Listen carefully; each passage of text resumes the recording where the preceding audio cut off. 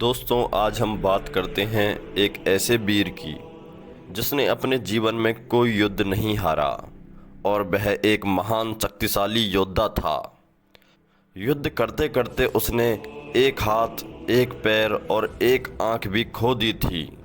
फिर भी अपने एक हाथ में तलवार पकड़कर रणभूमि में कूद जाता और उसका मुकाबला करने वाला कोई नहीं होता।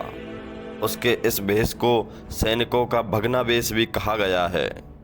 तो दोस्तों, आप समझ ही गए होंगे हम किसकी बात कर रहे हैं। उसकी वीरता और शौर्य दुनिया से छुपे नहीं हैं। हम बात कर रहे हैं मेवाड़ के वीर सपूत राणा सांगा यानी राणा संग्राम सिंह की। राणा संग्राम सिंह उदयपुर में सन 1509 में सिसोदिया राजपूत राजवंश के राजा बने।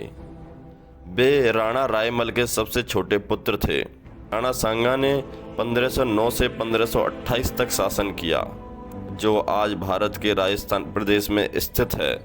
राणा सांगा ने विदेशी आक्रमणकारियों के विरुद्ध राजपूत राजाओं को एक छत्र के नीचे लाकर खड़ा कर दिया था। बाबर भी अपनी आत्मकथा में लिखता है कि राणा सांगा अपनी वीरता और तलवार के बल पर अत्यधिक शक्तिशाली हो गया था। उसकी सेना में 1 लाख सवार थे। उसके साथ 7 राजा और 104 छोटे सरदार थे। इन्होंने दिल्ली, गुजरात व मालवा मुगल बादशाहों के आक्रमण से अपने राज्य की रक्षा की। उस समय के वे सबसे शक्तिशाली राजा थे।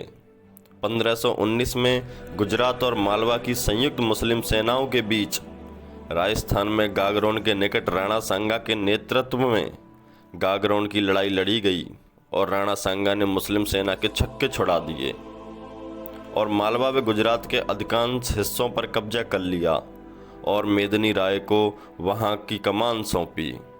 फिर इब्राहिम लोदी से खानवा का युद्ध हुआ। राणा सांगा ने उसे हराकर मीलों तक भगा दिया और उसके पीछे खानवा चंदेरी तक भागे और उन हिस्सों पर कब्जा कर लिया। फिर 1527 ईस्वी में बयाना के मैदान में राणा सांगा और बाबर के मध्य युद्ध हुआ।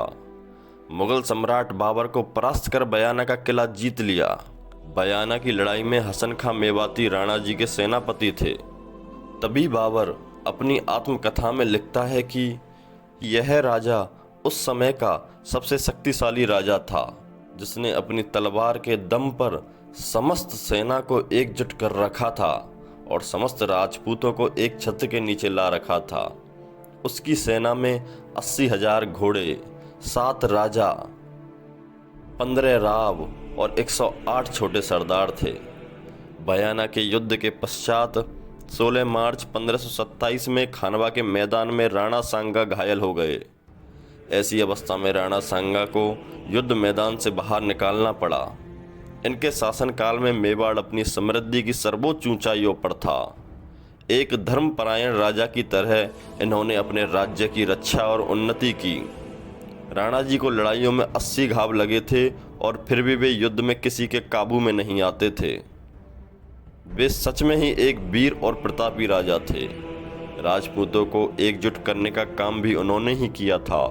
30 जनवरी 1528 को राणा सांगा को अपने ही सरदारों ने जहर देकर मार दिया। यह राणा जी के साथ बड़ी दुखद घटना हुई।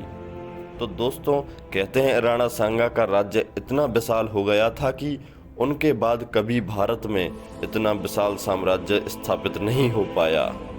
दोस्तों, हमारे भारत के वीर राजा राणा सांगा की जीवन कथा आपको अच्छी ज़रूर लगी होगी। अगर अच्छी लगी हो तो हमें कमेंट बॉक्स में कमेंट करके बताएं। ऐसी ही इंटरेस्टिंग और ज्ञानवर्धक वीडियो देखने के लिए हमारे चैनल को सब्सक्राइब ज़रूर कर लें। धन्यवाद।